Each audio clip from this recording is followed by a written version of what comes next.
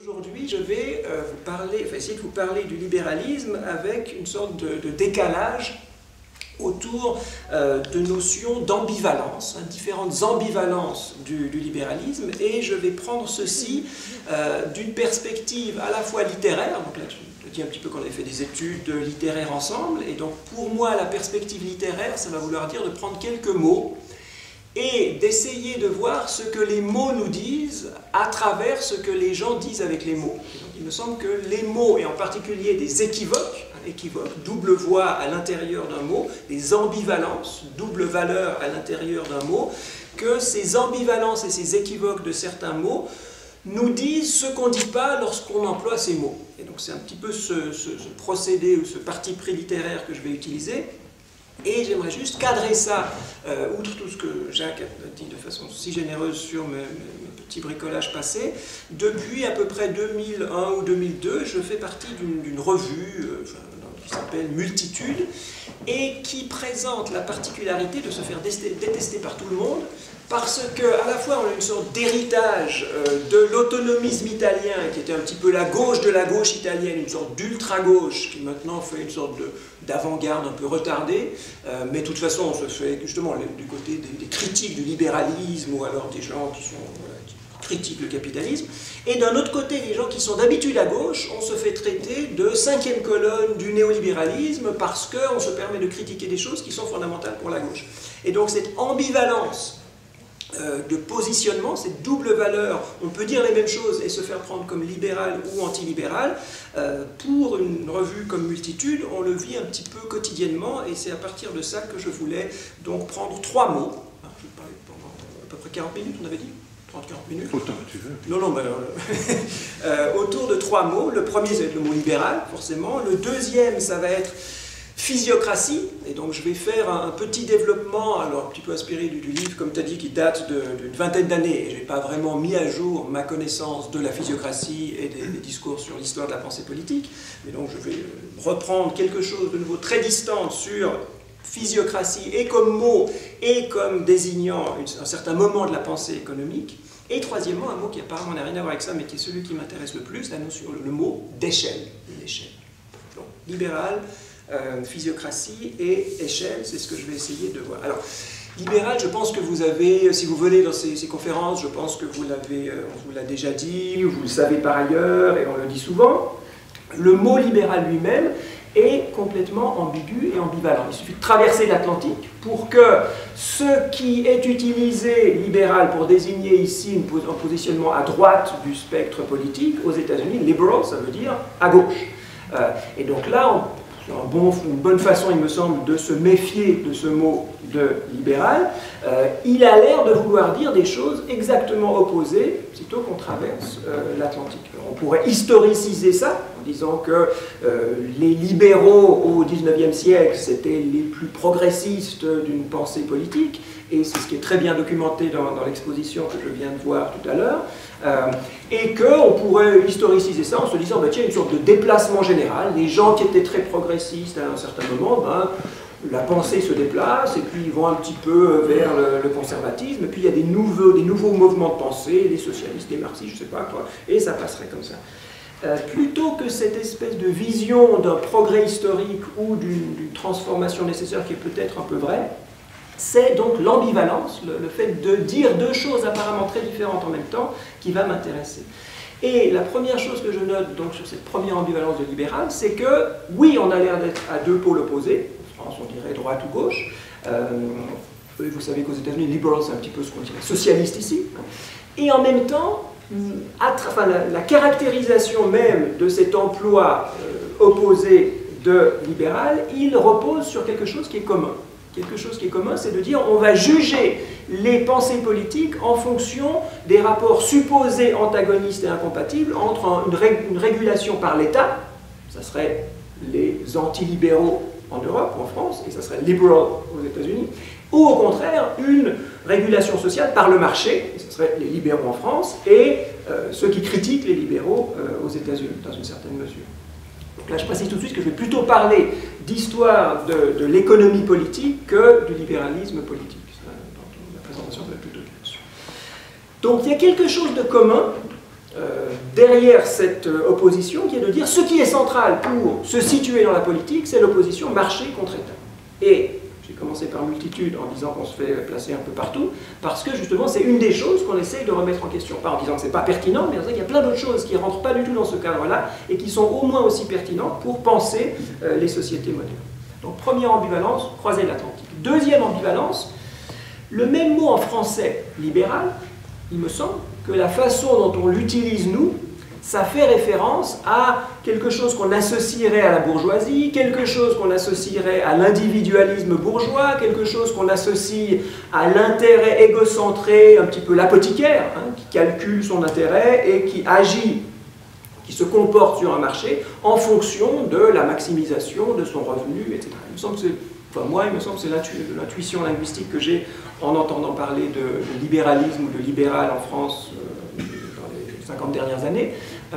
C'est cet individualisme, de nouveau tu parlais des Lumières, hein, quelque chose qui serait ancré dans la modernité telle qu'elle est sortie des Lumières, telle qu'on passe d'une société d'ordre, d'une société de lignage, d'une société de clan, à une société individualiste, et ces individus, on va dire, et c'est effectivement central dans la pensée libérale, qu'ils sont mus par un intérêt économique, que cet intérêt économique il a du bon parce qu'il permet de domestiquer les passions. Il y a une étude très célèbre des années 70, je crois, de quelqu'un qui s'appelle Hirschman, dont le titre anglais est « C'est depuis les passions vers les intérêts ». Et il nous raconte comment, entre la fin du XVIIe siècle et le début du XVIIIe, on a blanchi, hein, comme on blanchit de l'argent sale, on a blanchi les passions en disant ce que vous les moralistes vous condamnez en disant que c'est des passions, nous les économistes on va le réhabiliter en disant que ce sont des intérêts et que ces intérêts ils peuvent s'arranger. Justement il faut trouver des dispositifs comme les dispositifs de marché qui permettent aux intérêts de se réguler, de se contrôler les uns les autres et devenir une force positive alors que les passions étaient censées être quelque chose de négatif. Donc ça c'est tout ce qui me semble que nous associons au mot libéral, une certaine idéologie des Lumières, plutôt du côté de la modernité et de la bourgeoisie. À l'intérieur du lexique français, vous savez aussi que le mot libéral il désigne quelque chose d'assez différent, non pas l'intérêt calculateur, mais être libéral, agir libéralement, c'est plutôt ce qu'on associerait à la noblesse, en tout cas ce que la noblesse voulait qu'on associe peut-être à elle, de dépenses sans compter. Et de nouveau, il me semble qu'il y a quelque chose d'intéressant, c'est non seulement entre les différentes périodes historiques, non seulement entre les deux côtés de l'Atlantique, mais à l'intérieur du même mot, il y a deux usages en français actuellement encore de ce même mot, où libéral, ça peut faire référence à l'intérêt calculateur, ou ça peut faire référence à une sorte de générosité qui ne compte pas, qui serait justement l'antagoniste, l'opposé. Le libéral, c'est le généreux, après on pourrait voir généreux, ça peut être aussi s'associer un petit peu à la noblesse. Et donc, voilà, à l'intérieur du mot, on associe. On a quelqu'un, je crois, qui s'appelait Georges Bataille, qui proposait de parler de deux économies, qui parlait d'une économie restreinte, ce que nous appelons l'économie. Ce serait une économie restreinte, justement, où on calcule, où il est question d'échange, où tout ce qu'on reçoit, eh ben, quelqu'un doit le donner ou le vendre, il ne se crée rien, il n'y a pas de free lunch, hein, il n'y a pas de déjeuner gratuit, etc. Ça, pour Bataille, c'était une économie restreinte. Puis il y aurait quelque chose d'autre, qui serait une sorte d'économie générale, qui fonctionnerait d'après d'autres règles. Et cette économie générale, on pourrait se dire, ça serait pour nous le soleil. Effectivement, le soleil, tout ce qu'il donne comme énergie, ben, il la perd, et un jour il va exploser, ou se ratatiner, etc.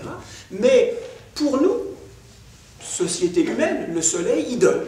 Il donne sans vraiment compter, et il donne sans qu'on lui envoie en échange ni des remerciements, ni des ondes, ni de l'énergie. Et donc, de facto, sur Terre aujourd'hui, il y a une économie plus générale que nos petits échanges avec des petits calculs d'apothicaires, égocentrés, qui serait, ben, il y a des choses qui donnent. Le soleil, ça nous donne. À l'échelle de nos vies ou à l'échelle des civilisations humaines, le soleil ne fait que donner. Donc, autre forme d'économie. J'ai envie d'introduire un terme là-dedans qui serait la notion de commun. Alors ça, c'est un petit peu la tradition multitude, où ces Italiens autonomistes, ils essayaient justement de penser quelque chose qui serait à la fois au-delà et en deçà de ces calculs qu'on arrive assez bien à faire, c'est le travail de l'économie à propos des intérêts égocentrés, qui serait quelque chose qui serait commun. Et un bon exemple que prend, et qui m'intéresse moi en tant que littéraire, Tony Negri, qui est un de ceux qui réfléchissent à ça, c'est la langue. La langue française.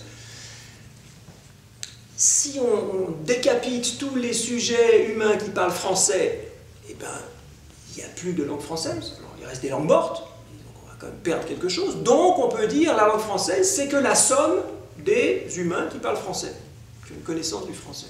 Puis les livres, alors chez Baudelaire c'est plus compliqué parce qu'il y a les livres, nous, les langues mortes, mais laissons ça de côté.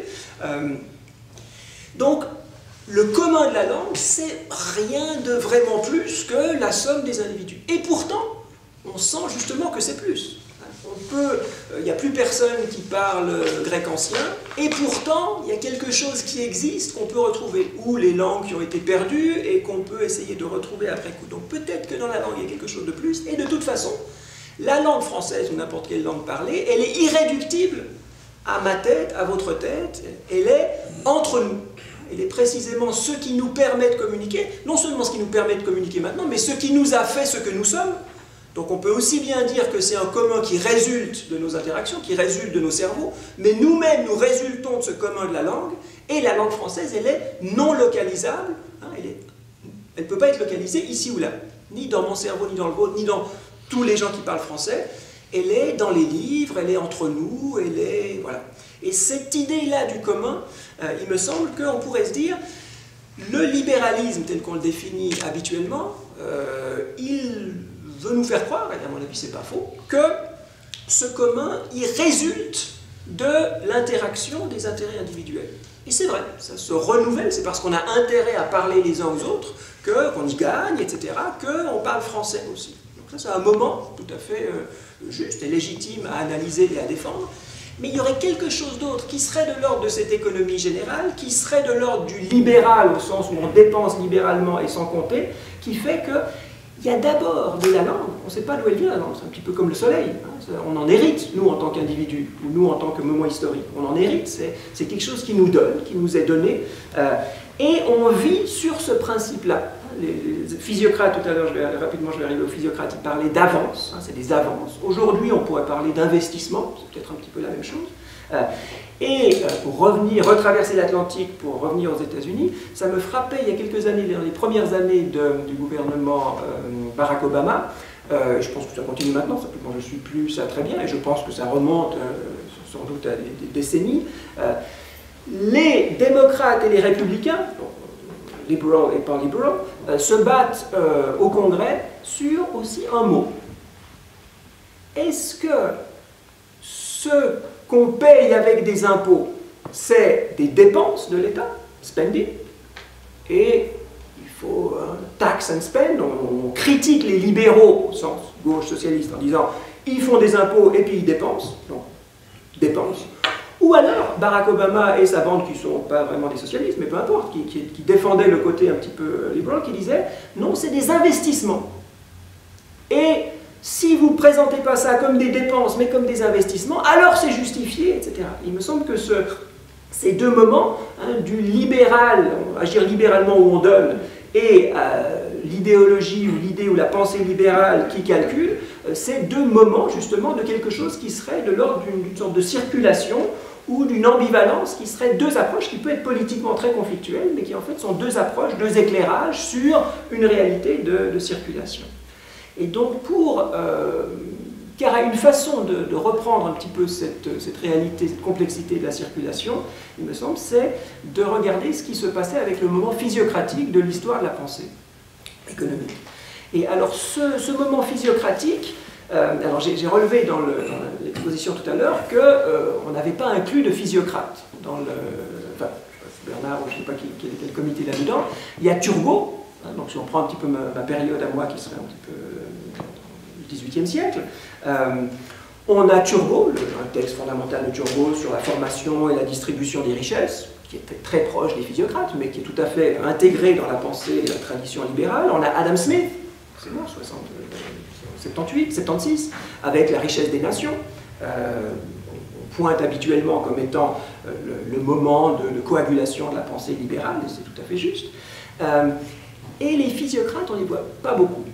Et il me semble qu'il y a une très bonne raison pour ça, que justement les physiocrates sont complètement ambivalents, où on a d'aussi bonnes raisons de les exclure de l'histoire du libéralisme que de les inclure dans l'histoire du libéralisme. Et comprendre pourquoi on a de bonnes raisons de les exclure et pourquoi on a de bonnes raisons de les inclure, il me semble que c'est une façon de redire ce que j'ai essayé de vous dire tout à l'heure avec des petites digressions sur l'analyse du mot libéral. Alors pourquoi? Alors d'abord, juste une petite chose de nouveau dans l'histoire de la pensée. Donc Adam Smith, pape de la pensée économique libérale, dit quand même quelque part dans son travail qu'en gros personne n'a vraiment compris l'économie avant lui, sauf une secte de Français qui a fait une erreur fondamentale.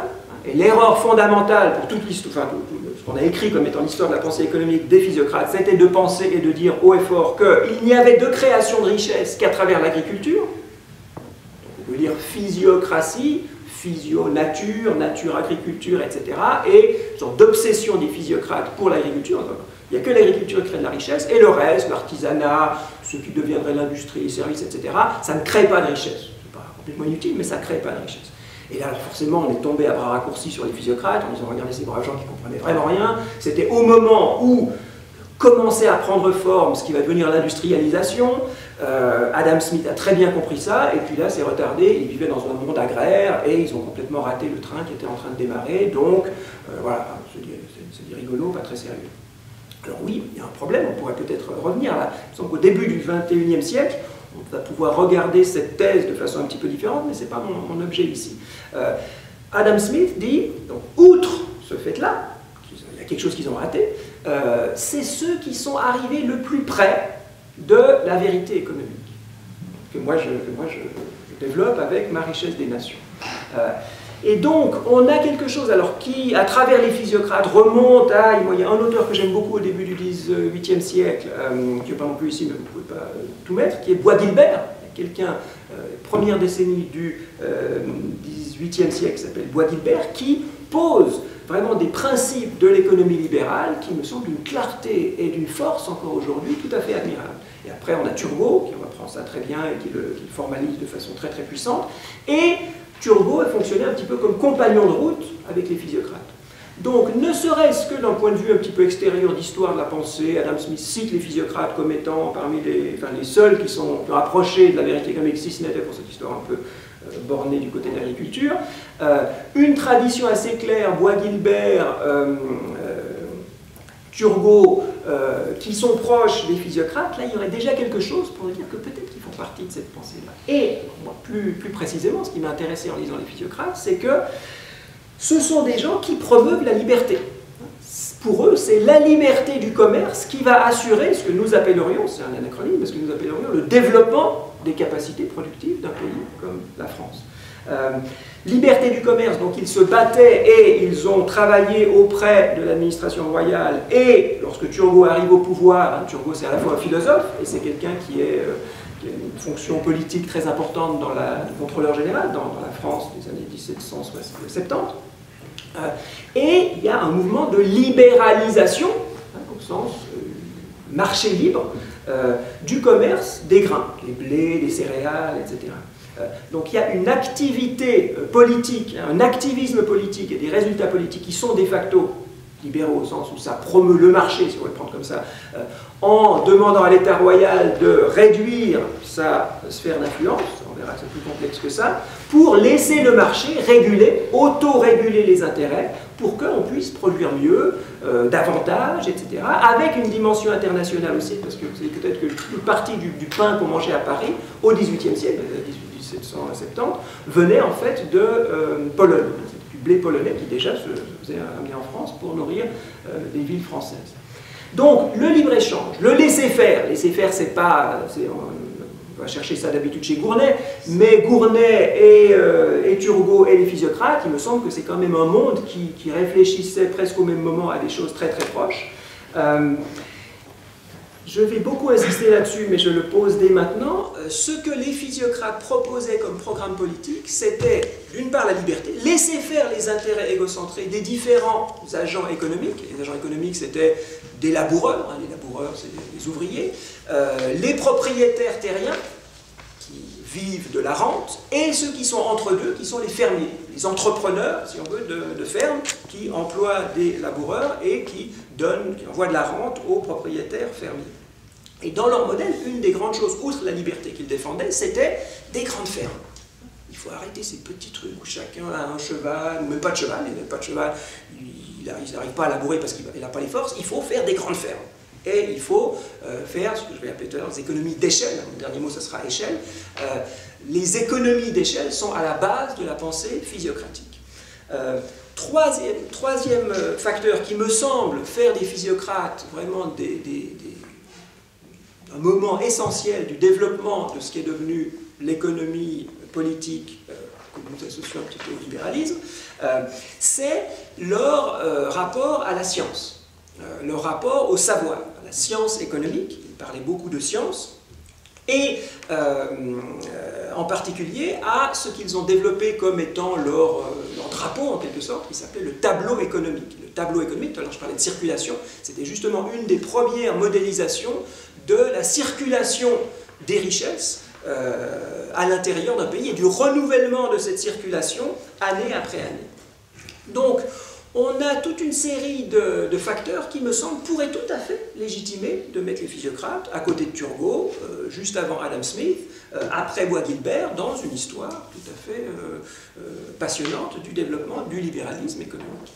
En même temps, je vous disais qu'il y a autant de bonnes raisons de ne pas les mettre. Alors, je passe sur certaines d'entre elles, je vais en garder une seule, qui a été, je crois, décisive, et de nouveau, c'est une question de mots. Alors peut-être qu'il y en a d'autres, hein, outre cette histoire de l'agriculture. Voilà. Mais il y en a un autre qui a été très, très problématique à l'époque, qui est l'emploi d'un mot, qui est le mot despotisme. Les physiocrates se réclament, un de leurs points de leur programme politique, leur programme économico-politique, les grandes fermes, la liberté du commerce, etc., et puis le despotisme. Et se revendiquer du despotisme dans les années 1760, 1770, c'est un petit peu comme aujourd'hui se revendiquer du terrorisme. C'est pas bien vu. Si vous dites je suis terroriste, on ne va pas voter pour vous, et puis islamiste, ou je ne sais pas, hein, c'est pas de la bonne publicité. Bon, c'était très, très malin. Moi j'ai de plus en plus d'admiration pour les physiocrates, mais là ils n'avaient pas saisi quelque chose, qui est que de dire despotisme avec des gens comme Diderot, qui étaient leur soutien naturel. Hein. Rousseau, Diderot, ils étaient très charmés par les physiocrates. Ils se sont presque convertis à la physiocratie, certainement. Rousseau avait de bonnes raisons de partir en courant, aussitôt qu'il a compris que c'était pas du tout sa tasse de thé, mais Diderot, ça aurait pu marcher, sauf que ces braves gens parlent de despotisme. Alors comment vous voulez qu'on soutienne le despotisme dans la France de 1770? Alors, il ne parlait pas seulement de despotisme, hein, le syntagme c'était despotisme légal. Despotisme légal. On parle despotisme du roi, despotisme personnel, c'était la loi qui doit être despotique. Alors, si on réfléchit un petit peu, c'est pas absurde de dire qu'il faut que les lois s'appliquent, et donc si c'est la loi qui est en fonction de s'imposer, c'est un peu la définition d'une loi. Donc en fait, c'est pour ça que je dis c'est plus une question de mots qu'une question de doctrine. C'était maladroit d'utiliser le mot despotisme, mais despotisme, s'il y a une autre chose que despotisme, il faut que la loi soit forte, quelque chose, ça aurait peut-être pu passer. Il y a quelque chose d'autre auquel toute une série de critiques de la physiocratie ont été très sensibles et qui fait que ce mot de despotisme pour eux était plutôt un symptôme de quelque chose de beaucoup plus problématique. Et là, de nouveau, il me semble qu'on est dans un moment qui à la fois peut les exclure de la tradition libérale ou au contraire les associer à toute une autre tradition de ce qui est devenu le libéralisme, qui fait que, en fait, ceux qui étaient en position, alors je vais garder le mot despotisme, il me semble que c'était moins la loi que la loi de la nature. C'est pour ça qu'on les a appelés après coup physiocrates. Quelque chose que je ne vous ai pas dit, c'est que un livre, une sorte de collection d'articles il y a tout un truc à faire aussi du point de vue de l'histoire du livre sur les modes de publication des physiocrates. Les physiocrates, ils fonctionnaient par articles, plus que par livre. Et c'était le moment où les périodiques commençaient à se lancer, et ils avaient des stratégies très très fines pour passer un article dans une revue qui était un petit peu en vue, pour envoyer une fausse réfutation. C'est Kenney qui écrit ses propres réfutations pour après triompher de l'opposant en montrant que l'autre n'avait rien compris, etc.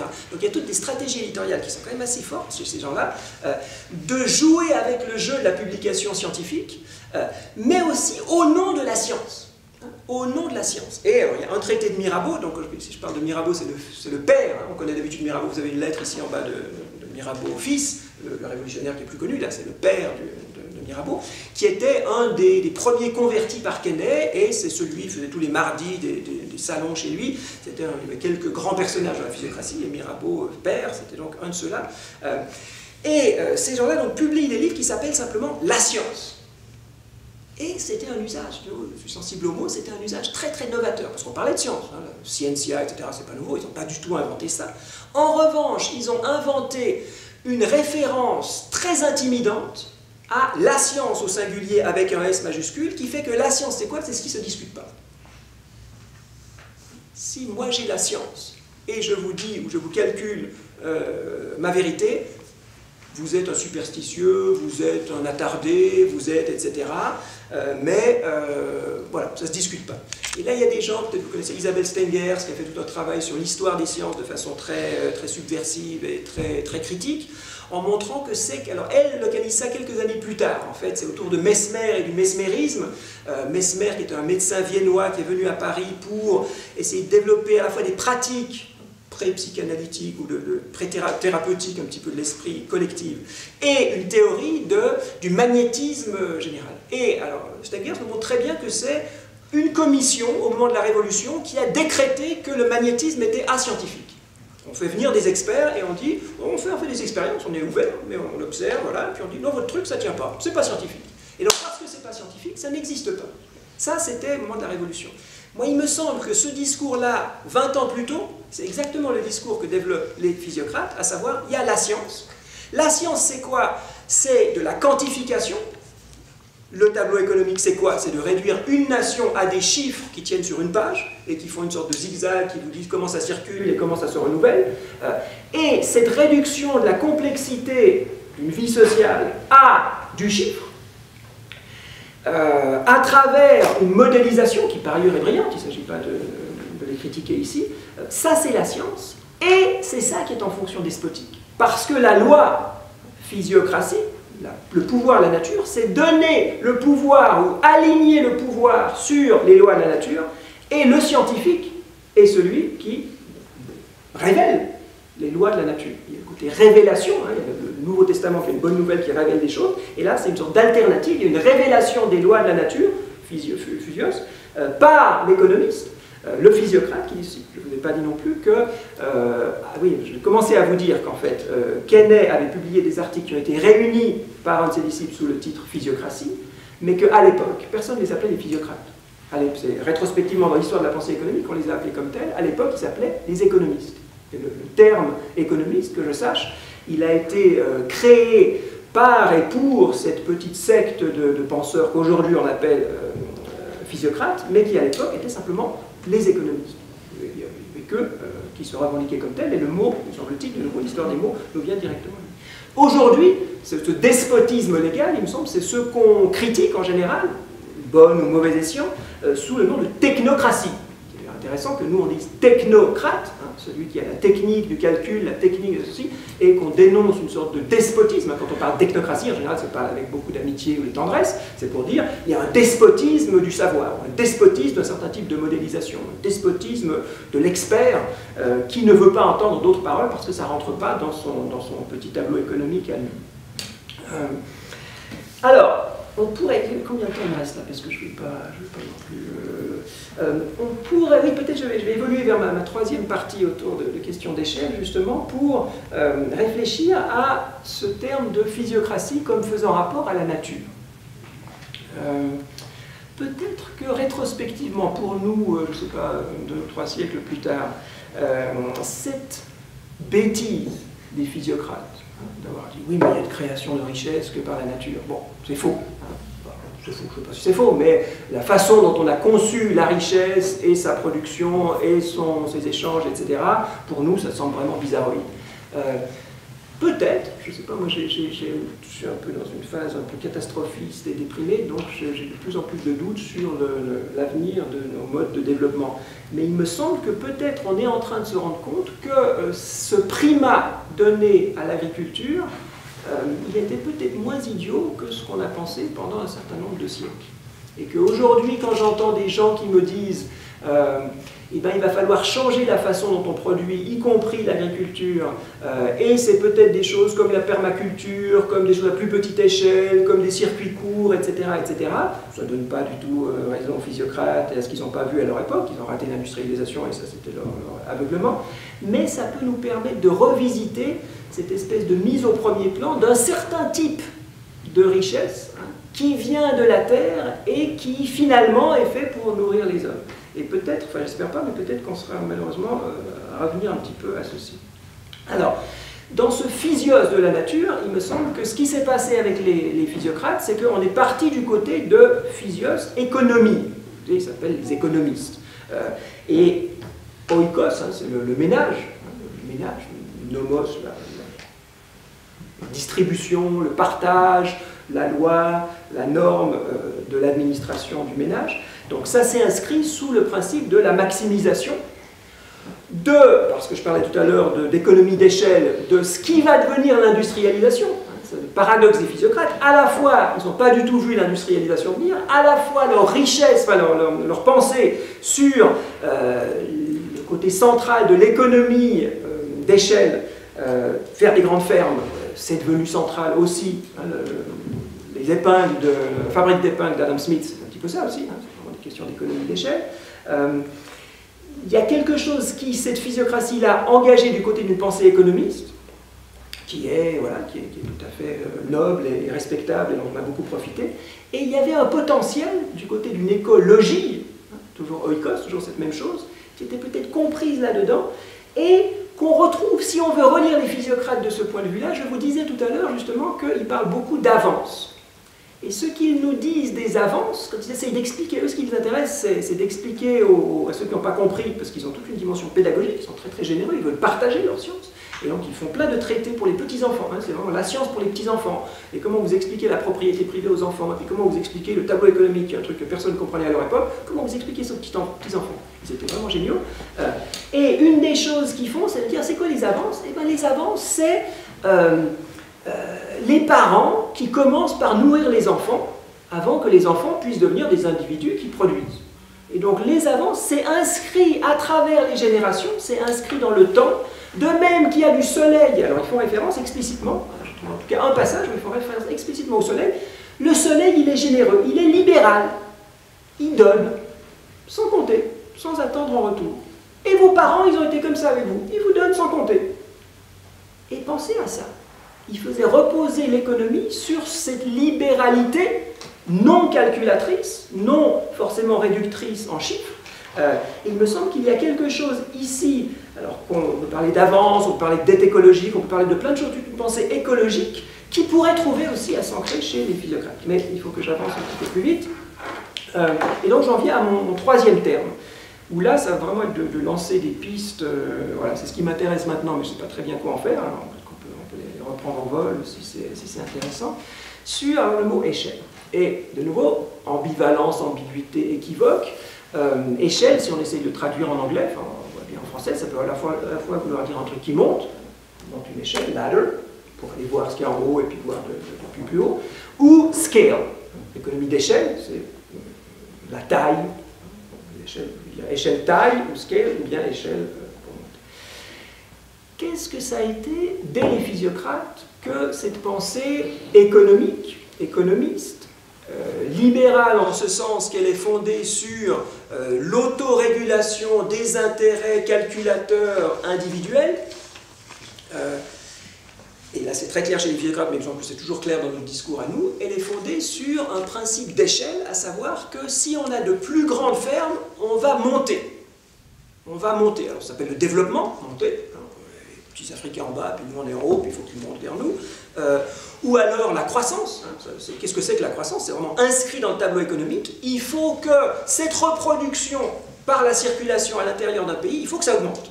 Si ça diminue, alors eux en plus il y a des problèmes de population au XVIIIe siècle, je ne rentre pas là-dedans, c'était parmi ceux qui mettaient moins l'accent sur la population. Il y avait un grand fantasme de dépopulationnisme au XVIIIe siècle, on pensait qu'il y avait de moins en moins de Français, ce qui était complètement faux, mais on pensait qu'il y avait de moins en moins de gens, voilà. C'est intéressant d'ailleurs pour nous avec les fantasmes un peu catastrophistes, parce qu'il y avait vraiment un fantasme catastrophique sur la population qui était complètement faux.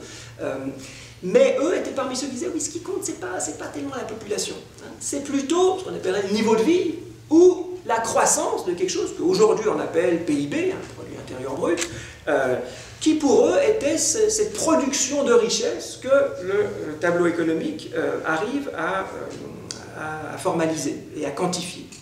Donc on a d'un côté progrès, montée, croissance, développement, etc., qui serait une certaine version de l'échelle, dans laquelle, et là de nouveau, il me semble que c'est moins évident chez les physiocrates que peut-être dans d'autres types de pensée. Parce qu'ils mettent la nature au premier plan et parce qu'ils ont cette sensibilité un petit peu écologique. C'est un anachronisme complet. Mais il me semble qu'il y a un mot qui est utilisé beaucoup depuis quelques semaines, là, moi je le vois partout, qui me semble intéressant à l'ère de l'Anthropocène, c'est la notion d'extractivisme. Je ne sais pas si vous l'avez déjà rencontré. Le marxisme nous dit que c'est une question d'exploitation. Exploitation, l'homme exploite l'homme, les capitalistes exploitent les prolétaires, etc. Et ça serait une sorte d'alternative au libéralisme, justement. Resituer non pas des individus qui interagissent, mais des classes. Il faut penser à partir de classes, de groupes sociaux, puis il y a des groupes sociaux qui pompent les richesses des autres. Ça, c'est une certaine façon de critiquer le libéralisme tel qu'il s'est construit. Il y a une autre façon qui me semble aujourd'hui plus à la mode, peut-être, qui est parler d'extractivisme. Et on peut dire que exploitation et extraction, ce sera un petit peu la même chose, parce que c'est une attitude beaucoup plus générale qui s'applique non seulement aux humains, mais aux richesses naturelles. On va quelque part, et là en général, on, c'est nous autres occidentaux, hein, coloniaux, on va quelque part, on va à Potosi, et puis on extrait tout l'or. Et puis alors, on profite qu'il y ait des gens là-bas pour les exploiter, et puis après quand ils meurent, on fait venir des esclaves, etc., et on extrait l'or. Et nous, société moderne, libérale, occidentale, on aurait construit notre richesse en extrayant, soit en exploitant, soit en extrayant des richesses d'un petit peu partout. Et à quel moment on serait ici dans cette découverte un petit peu de l'Anthropocène? Vous savez, l'Anthropocène, on dit que c'est un nouvel âge géologique dans lequel le facteur humain est central dans l'évolution même de la planète Terre. Et c'est pas inintéressant que les gens qui essayent de dater un petit peu le moment où on serait passé de la période géologique antérieure à l'Anthropocène, ils nous disent justement 1780.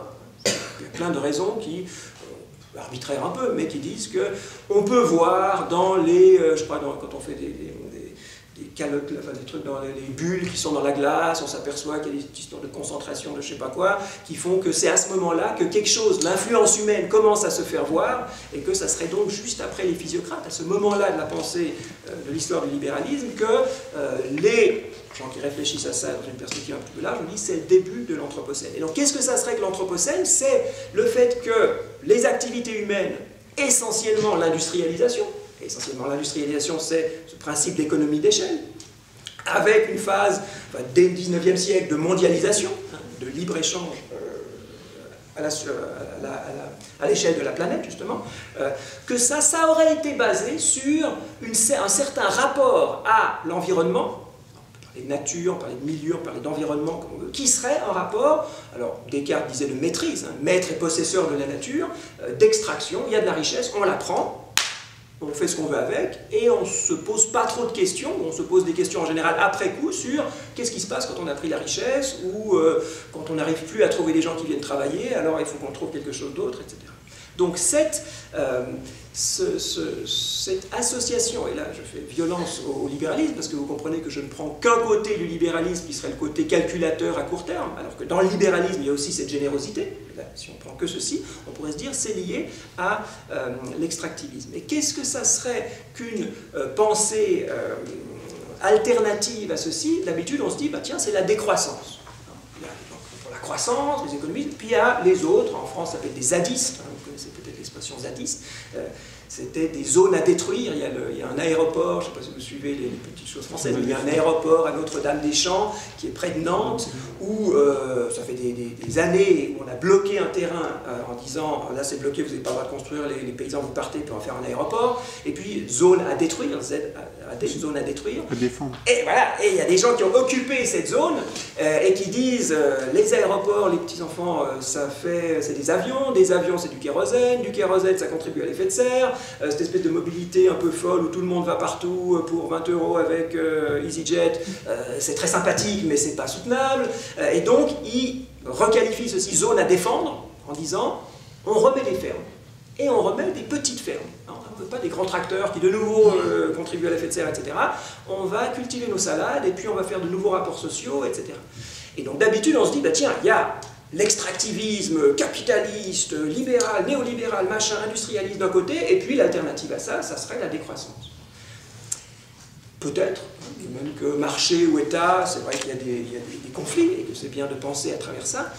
Il me semble qu'une façon de reprendre ça un petit peu différemment, ça serait de se dire, raisonnons en termes d'échelle. Alors d'abord, questionnons l'échelle du fait qu'il y a un haut et un bas, et que c'est forcément bien d'être en haut ou d'avoir un PIB qui croît de temps par année qu'un autre. Et par ailleurs, posons-nous des questions d'échelle au sens, il y a des petites échelles dans les zones à défendre, il y a des échelles plus larges au niveau d'une région, il y a des échelles nationales, il y a des échelles planétaires, il y a l'échelle de la famille, il y a l'échelle de tout ceci. Et que si on s'intéresse à la liberté, c'est quand même sur les livres de la liberté que vous faites l'exposition, si on s'intéresse à des choses comme la démocratie, toutes ces belles choses qu'on a tous envie de soutenir, la richesse, je ne sais quoi, c'est peut-être une question de relation et d'échelle. Et qu'il n'y a pas que le danger ou le problème de ces 3 derniers siècles, de nouveau, depuis les physiocrates, peut-être que ça venait avant, mais en tout cas, il me semble, en tout cas depuis les physiocrates, c'est un certain discours de la science qui avait quelle propriété chez les physiocrates de nous dire on va imposer une échelle. Plus c'est grand, c'est ce principe du libre-échange qui en lui-même est tout à fait positif, c'est pas que c'était que des mauvaises idées, mais c'est ne pas assez tenir compte des implications de phénomènes d'échelle au sens scale, au sens de taille. Et donc, si j'avais moi une petite suggestion à faire dans cette réécriture des ambivalences du libéralisme, c'est de se méfier de toutes les oppositions binaires habituelles qui sont utiles pour nous situer dans des conflits. En Suisse, il faut toujours voter oui ou non dans différents trucs. La semaine prochaine, je crois qu'il y a de nouveau des votes. Donc, au bout d'un moment, il faut bien dire oui ou non. Si on veut blanc partout, ça ne va pas faire avancer le schmilblick. Donc, il y a des oui et il y a des non, et en même temps les constructions sur ces problèmes-là, d'essayer de les discriminer, les différencier en fonction de phénomènes d'échelle. Et j'aimerais juste conclure, j'ai encore 3 minutes, conclure avec un truc que je viens de lire et qui me semble, moi qui m'a beaucoup plu, c'est un livre un petit peu de pop philosophie, fait par un professeur anglais qui se trouve aux États-Unis maintenant, qui s'appelle Timothy Morton, M-O-R-T-O-N, Timothy Morton. Et il fait un livre qui s'appelle Hyper Objects, les hyper-objets. Et c'est vraiment une sorte de philosophe théoricien. Alors, apparemment rien à voir avec l'histoire du libéralisme, mais j'espère pouvoir le remettre un petit peu là-dedans après. Voilà, il est entre la philosophie théorique très abstraite et des pratiques artistiques. Il y a des artistes qui font... Alors qu'est-ce que c'est que l'hyper-objet? Et moi, en lisant ce truc, je me suis dit, là il est sur quelque chose. Il le défend un peu, voilà, un peu mal, enfin, bon, mais il lance l'idée que je trouve très belle. Il nous dit le dérèglement climatique, les déchets nucléaires, les pesticides, et puis il a toute une liste de choses. On ne sait pas quoi en faire, on n'arrive même pas à les penser, parce que ce n'est pas des objets. Et là, moi j'y viens à travers mes petits bricolages sur l'attention. Nous, en Occident, ce n'est pas le cas partout, si vous avez des civilisations plus orientales, on pense l'attention d'abord en termes de méditation, d'abord en termes internes, donc ça peut être très différent, mais pour nous, Descartes et compagnie, l'attention, c'est être attentif à des objets. Être attentif, c'est vous êtes attentif au professeur qui parle, vous êtes attentif au livre que vous lisez, donc il y a toujours une subjectivité, puis un objet d'attention. Et si on est distrait, ça veut dire qu'on fait attention à autre chose qu'à l'objet qui est proposé. C'est évident. Là, il nous dit quoi? Il nous dit qu'il y a un certain nombre de choses, comme celles que j'ai nommées, face auxquelles on est complètement démunis, face auxquelles des discours climato-négationnistes ont finalement une grande efficacité, pas seulement sur les crétins, mais un petit peu sur nous tous, qui est ce dérèglement climatique. Je vois des orages, je vois un peu de sécheresse ici, je vois des trucs, je vois des courbes, mais c'est pas à mon échelle. C'est ni à mon échelle de mes pratiques individuelles, ni à l'échelle de ma vie, de plusieurs générations, donc dans le temps, dans l'espace. C'est un peu partout et c'est nulle part. C'est un petit peu comme cette histoire de commun et de langue dont je vous parlais tout à l'heure. La langue, c'est partout, c'est un peu nulle part, c'est entre nous. Mais la langue, c'est aussi un hyperobjet. Elle est où la langue française? Elle commence quand? Elle finit quand? Hein? Et donc les hyperobjets, ça serait des choses dont ils nous donnent, je crois, 3 ou 4 caractéristiques. Donc d'une part, du point de vue de l'échelle spatiale, ça nous échappe. C'est trop grand, c'est trop vaste, ou alors c'est trop diffus, parce que les choses grandes, on peut, le Soleil c'est plus grand que la Terre, mais on arrive, le Soleil on peut mesurer, j'imagine, on peut voir. C'est pas tellement la taille que le côté diffus. C'est un petit peu partout, à plus ou moins haute dose. Premièrement. Deuxièmement, donc il dit c'est non local. Deuxièmement, du point de vue des échelles temporelles aussi. Ce n'est pas des échelles temporelles avec lesquelles on a eu l'habitude de penser les objets. Question de plusieurs générations, des questions, justement, on est en train de parler d'anthropocènes, qui sont d'habitude des trucs que des spécialistes qui regardent des trucs très vieux utilisaient pour faire des choses sur des millions d'années, et on n'est pas équipé pour penser la politique à partir de catégories géologiques. Le nouveau problème d'échelle, mais cette fois plutôt dans le temps. Et il nous dit quelque chose d'autre qui est très beau pour définir ces hyperobjets. Il nous dit qu'ils sont visqueux. Ce qui n'est pas évident, parce que le changement climatique, enfin, le dérèglement climatique ou les déchets nucléaires, je n'imaginais pas ça comme particulièrement visqueux. Et comment il définit la viscosité? Il dit que la viscosité, c'est ce dont on n'arrive pas à se débarrasser. C'est un petit peu le sparadrap, toujours sur le bout du doigt. Et alors moi, ça résonne très fort avec justement ce que je vous ai dit, les déchets nucléaires, typiquement, on les produit. C'est une forme d'extractivisme, on extrait de l'uranium, mais surtout on extrait de l'énergie de trucs, puis après on a ces barres, on a ces machins dont on ne sait pas trop bien quoi faire. Et les pesticides, même chose, hein, on extrait plus de la terre avec des grandes fermes de l'agro-industrie, etc. On extrait tout ça, et puis après, ça filtre, et puis ça va dans les nappes phréatiques. Et une fois que c'est là, on ne sait plus comment faire. Hein. On peut les enfouir, mais ça va forcément réapparaître. On peut essayer de les envoyer par des fusées, mais il y en a forcément une qui va rater, qui va tomber dessus. Donc on n'arrive pas, c'est visqueux, ces choses-là. Et là, il me semble qu'on a quelque chose qui nous fait entrevoir un type d'objet qui n'est justement pas des objets qu'on n'arrive pas à saisir comme des objets, où on ne peut hausser notre pensée et nos comportements collectifs à l'échelle des hyper-objets de l'Anthropocène que si on change d'échelle. Et dernière chose, une très belle façon, il me semble, dont il nous dit que ces objets sont visqueux, c'est qu'il n'y a pas de... alors, ça ne marche pas en français, mais en anglais, pour jeter quelque chose, on dit, enfin, foutre loin. Hein, je m'excuse, je pense que ce n'est pas très académique, mais foutre loin, ça veut dire qu'on jette quelque chose, et puis loin, ça veut dire que c'est la poubelle. Justement, il n'y a plus de loin. Hein, throw away, il n'y a pas de away. Pour des choses comme le nucléaire, ou les pesticides, ou les nanotechnologies, ou toutes ces choses-là, il n'y a pas de away. Ça va nous revenir dessus, ça nous revient déjà dessus, ça nous revient dessus. Cette viscosité, elle est là. Sauf que ça nous revient de partout. Les nanos, c'est encore plus stimulant de ce point de vue, qu'on n'arrive même pas à les détecter.